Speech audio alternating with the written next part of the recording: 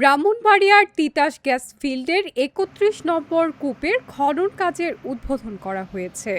রবিবার ১৯ এপ্রিল সকালে ব্রাহ্মণবাড়িয়া সদর উপজেলার বুধল এলাকায় এই প্রকল্পের উদ্বোধন করেন পেট্রোবাংলার পরিচালক এ.কে.এম. মিজানুর রহমান এবং বিজিএফসিএল এর ব্যবস্থাপনা পরিচালক প্রকৌশলী মোহাম্মদ আব্দুল জলিল প্রামাণিক।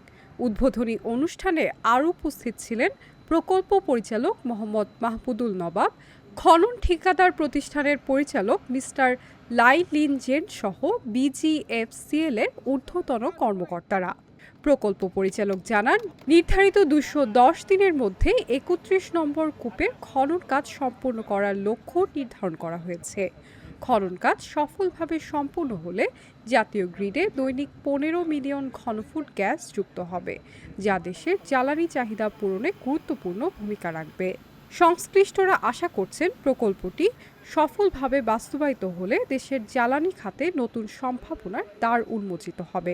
মধ্যপ্রাচ্যের যুদ্ধের প্রেক্ষাপটে দেশীয় গ্যাসের যে গুরুত্ব সেটা আমাদের সামনে অনেক বেশি করে গুরুত্ব পাচ্ছে।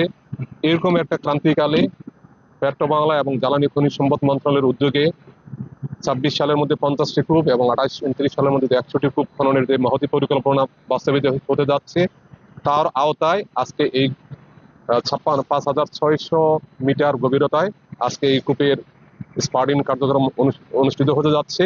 আপনারা সবাই দোয়া করবেন যে উদ্দেশ্যে বাংলাদেশ সরকার, পেট্রোবাংলা এবং বিজিএফসিএল মিলে আমরা এই স্পাডিং কার্যক্রম শুরু করতে যাচ্ছি। মহান রাব্বুল আলামিন যেন আমাদের যে উদ্যোগ, আমাদের যে প্রচেষ্টা, এটাকে যেন সফল করেন।